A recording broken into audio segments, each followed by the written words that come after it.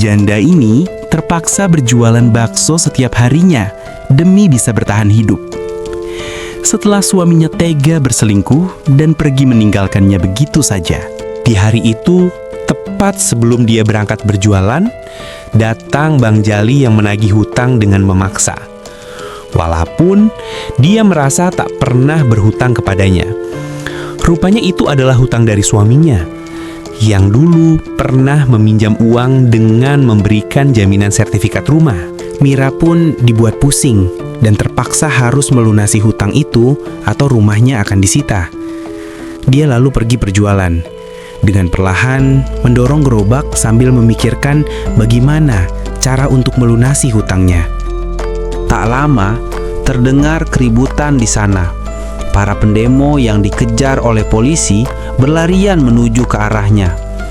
Suasana menjadi semakin kacau saat gas air mata juga ikut ditembakkan untuk mengusir para pendemo. Janda ini panik karena dia terjebak di antara kerumunan pendemo yang berlarian.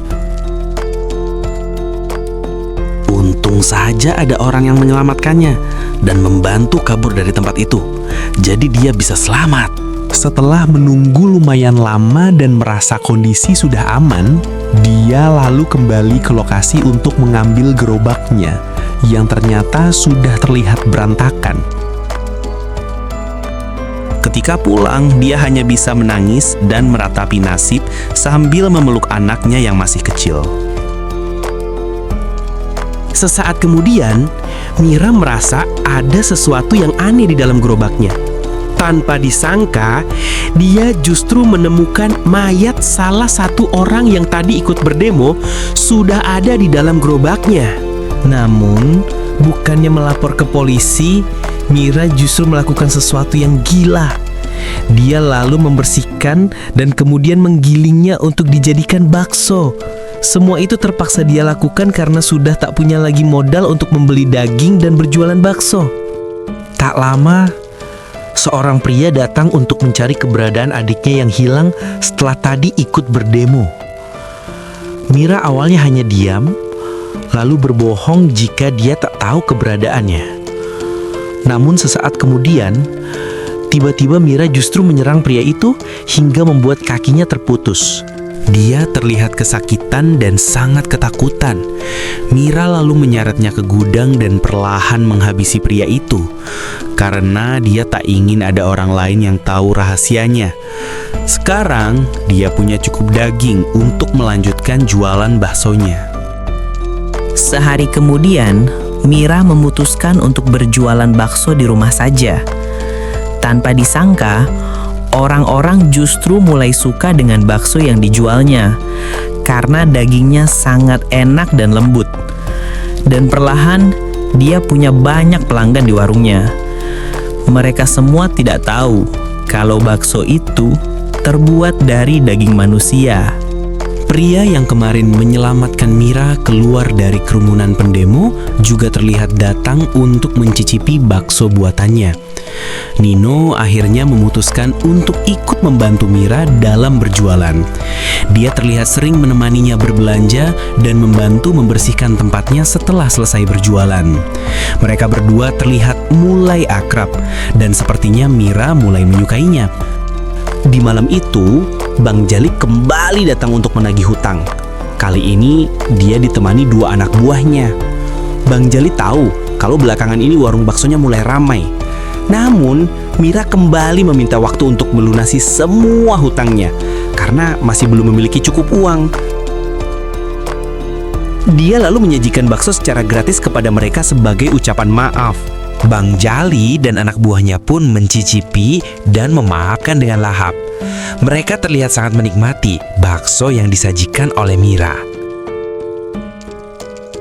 Namun saat mereka lengah, dengan kejamnya, Mira tiba-tiba menyerang Bang Jali dari belakang. Mereka pun ketakutan melihat apa yang barusan terjadi. Dan secara perlahan, Mira lalu menghabisi mereka satu demi satu tanpa ampun. Mira lalu mengambil daging Bang Jali dan anak buahnya untuk dijadikan bakso yang akan dijualnya. Kini dia tak perlu lagi memikirkan hutang suaminya dan usaha baksonya bisa tetap berjalan tanpa ada gangguan lagi. Di pagi itu, Nino kembali datang. Namun dia merasa heran dengan rumah Mira yang terlihat masih terkunci rapat. Setelah Nino masuk ke dalam, dia justru semakin bingung saat melihat tempatnya sangat berantakan, seperti telah terjadi perkelahian di sini. Nino terlihat menyendiri saat itu, sambil memikirkan apa yang sebenarnya telah terjadi di sini. Dia lalu pergi ke kebun di belakang rumah dan tak sengaja menemukan mayat seorang anak berada di dalam sebuah tong yang berisi air. Mira lalu menceritakan semuanya. Ternyata itu adalah mayat anaknya yang dibunuh oleh suaminya sendiri karena tak sengaja melihatnya berselingkuh dengan wanita lain.